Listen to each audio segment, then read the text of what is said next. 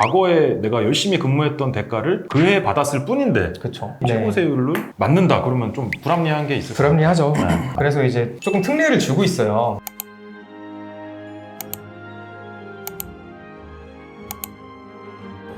스탁옵션 얘기를 좀 한번 해볼까요? 저는 스탁옵션 받아보는 게 소원이에요. 네. 저희 거로도 좀 드릴까요? 아, 네. 아니요. 괜찮아요. 되게 중요하고 그리고 이제 임직원분들한테 어쩌면 엄청난 동기부여를 시킬 수 있을 만한 그런 제도잖아요. 한국말로 주식 매입 선택권. 주식 매입 선택권 네. 정확히는 그렇죠. 여기들 중에서도 스탁옵션 받은 경우가 꽤 있어요. 진짜 스탁옵션 받고 이직하신 케이스도 좀 있고 네. 그리고 보통 이런 것들이 M&A나 상장, IPO 관련해서 항상 좀 빈번하게 있는 일이니까 그렇죠. 일단 기사 얘기부터 좀 볼까요? 게임업계 스탁옵션 잭팟. 모 회사 대표분은 뭐 스탁옵션 행사 차익이 막 470억, 막 몇백억이 되게 우스워요. 여기 나온 기사를 보면은. 근데 이거뿐만 아니라 저희 이제 이 회사의 직원분들도 각각 꽤 많은 금액의 차익을 얻으셨을 거거든요. 스탁옵션이 일단 회사가 잘 되면은 직원뿐만 아니라 임원들 플러스 주주들이 이제 엄청 대박이 나는 이런 케이스로 볼 수가 있죠. 뭐 이런 케이스를 좀 보신 적 있으세요? 실제 주변 사례에서도 좀 있었고 있었죠. 일 잘하는 사람들이 보통 회계법인에 있을 때 이제 상장 예정인 회사가 클라이언트에서 갑자기 이제 오퍼를 준다든가 우리 회사에서 좀 일해보지 않을래? 우리 지금 스타트업인데 이런 비전 갖고 있다. 근데 다만 급여는 좀 덜 줄 테니까 그렇죠. 주식으로 좀 줄게. 주식도 지금 주식이 아니고 미래의 주식으로 좀 줄게. 그게 스탁 옵션이잖아요. 맞아요.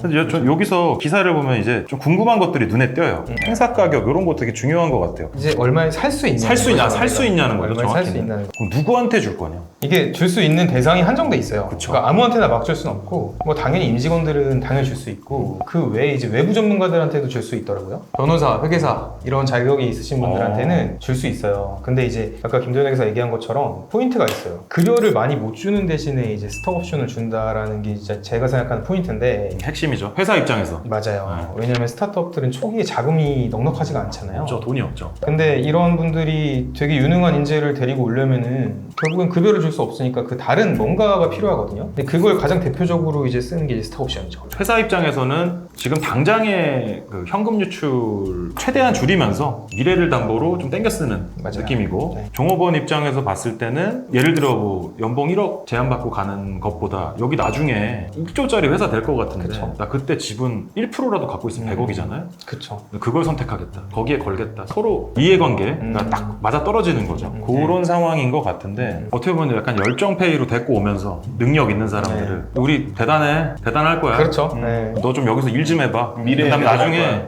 쪼개 먹자. 그쵸. 이런 개념인 거죠. 근데 그 반대 의미도 있을 수 있어요.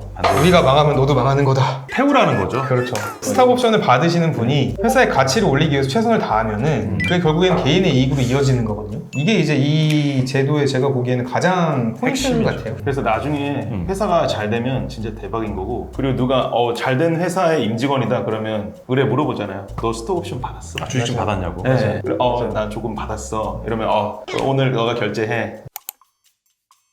스탁옵션이 사실 실질적으로 어떤 식으로 부여가 되냐면은 회사가 이제 만들어지는 시점, 그 초기 단계에는 아시겠지만 가치가 거의 없어요. 100원 주고 만든 회사면은 스탁옵션 줄 때도 100원 주고 주식을 살 수 있게끔 스탁옵션을 줘요. 근데 그게 일정 기간이 지나서 뭐 3년이 지났을 때 회사의 가치는 이 100원이 아니라 갑자기 만원, 10만 원이 돼 있을 수 있거든요. 그럼 그때도 이 스탁옵션을 받으신 분은 100원만 내고 그 10만 원짜리 주식을 살 수 있는 거죠. 그럼 그거 제가 뭘 믿고 그걸 해요? 그냥 우리끼리 계약서 쓰면 되는 거예요? 기본적으로 계약서 쓰면 돼요. 근데 계약서 쓰기 전에 해야 될 절차들이 있죠. 스탁옵션을 부여할 수 있다는 거에 대한 정관이 정해져 있어야 되고, 그거를 주주총회 특별결의 사항이거든요. 그 특별결의를 통해서 부여를 해야지만 그게 유효한 계약이 되는 거예요. 근데 만약에 이제 이런 정식적인 절차를 거치지 않고 부여한 거에 대해서는 저희가 그걸 무효로 할 수 있는 소송 판례가 있더라고요. 근데 저희가 이제 물론 법적 전문가는 아니기 때문에 이 부분에 대해서는 좀 디테일하게 말씀드리기 좀 힘들 것 같고, 그 부분은 이제 또 따로 검토를 받아보시는 게 꼭 필요할 것 같아요. 그럼 미래 이것도 궁금할 것 같아요. 그러면 제가 받았어요. 나중에 이 회사가 1조가 돼 정말. 저는 1%를 행사할 수 있는 시점이 됐어요. 네. 그럼 1% 다 먹어요? 제가 제 주머니 바로 들어오는 거예요? 아니면은 이것도 또 과세가 당해되겠죠? 당연히 소득도. 되죠. 기본적으로 스탁옵션은 근로하고 계시는 분들한테는 근로소득으로 과세가 되고, 재직 중이 아니신 분한테는 기타소득으로 과세가 돼요. 근데 둘 다 사실상 종합소득으로 과세되기 때문에 큰 차이는 없다고 생각이 들긴 들어요. 근데 아시겠지만 종합소득세는 세율이 엄청나게 높아요. 거의 뭐 최고세율 특별 기준으로 한 50% 가까이를 세금으로 내셔야 되는 상황이에요. 너무 아까운데? 너무 아깝죠. 어쩌면 종업원 입장에서는 내가 과거 상장시키기 위해 몇 년간 노력했던 게 맞아요. 좀 일시에 들어오는 건데 안타깝게도 소득세는 1년 단위 과세기 때문에 과거에 내가 열심히 근무했던 대가를 그 해에 받았을 뿐인데 그렇죠. 단계별 세율이다 보니 네. 최고 세율로 맞는다 그러면 좀 불합리한 게 있을 거예요. 불합리하죠. 그래서 이제 조금 특례를 주고 있어요. 그러니까 특례 이 내용을 지금 막 구체적으로 설명드리기는 좀 그렇고 그쵸. 크게 세 가지로 분류할 수 있을 것 같아요. 그러니까 비과세, 과세 안 할 수도 있다. 아예 빼버리는 거. 아예 세금 안 받겠다. 그리고 납부 특례. 1년에 한 번에 내지 말고 이거를 몇 년간, 4년간 나눠서 낼 수 있다. 할부 네. 결제. 세 번째 과세 특례는 이제 소득세가 종합소득으로 과세되니까 나중에 내가 이 주식을 진짜로 팔았을 때 양도소득으로 과세할 수 있도록 하는 제도가 있어요. 근데 이 제도들을 이용하려면은 요건이 다 있어요. 조세 특례 제한법이라는 게 진짜 안 읽히잖아요. 맞아요. 우리가 안 읽어도 읽혀요. 잘 안 읽히잖아요. 맞아요. 이거 적용 못하고 계신 분들 많으실 거예요. 많아요. 제가 겪은 케이스가 있어요. 저랑 이제 친구예요. 스톡옵션을 받아가지고 최근에 행사를 했는데 일정 기간 안에 부여를 받아야지만 이런 특례를 받을 수 있는데 그 친구는 되게 안타깝게 그 기간 안에 못 받은 거예요. 그거에 대해서 회사도 몰랐고 이 친구 개인도 몰랐던 거죠. 이 친구는 꽤 많은 소득이 생겼는데 아까 말씀드렸던 것처럼 50% 세금을 내야 되는 상황이 생긴 거죠. 근데 그때 이런 특례를 알았다고 하면은 미리 이거를 적용해가지고 그 세금을 조금 절세하거나 아니면 조금 이연시킬 수 있는 방안이 분명히 있었는데 저한테 이제 연락이 왔는데 제가 검토를 해보니까 이거 좀 안 된다. 아쉽게 안타깝게 됐다. 이런 케이스들이 좀 있었거든요. 이거 근데 추후에 뭐 되짚을 수는 없어요? 그게 안 되더라고요. 왜냐면은 네. 최초 부여 시점에 검토를 하고 그때를 제대로 부여를 했어야 됐는데 부여 시점에 사실 그런 것까지 따로 검토를 안 하시고 솔직히 말씀드리면 나중에 성공할 거라는 확신도 없었던 상황에서 형식적으로 진행을 했는데 좀 아이러니하네요. 네, 맞아요. 조특법상 혜택을 받을 수 있으려면 법소종의 요건을 충족시켜야 되는데 네. 그러기 위해서는 부여 시점부터 좀 작업이 필요하다. 전략이 필요하죠. 전략이 필요하다. 네, 이게 핵심인 필요하죠. 것 같아요. 이거는 예를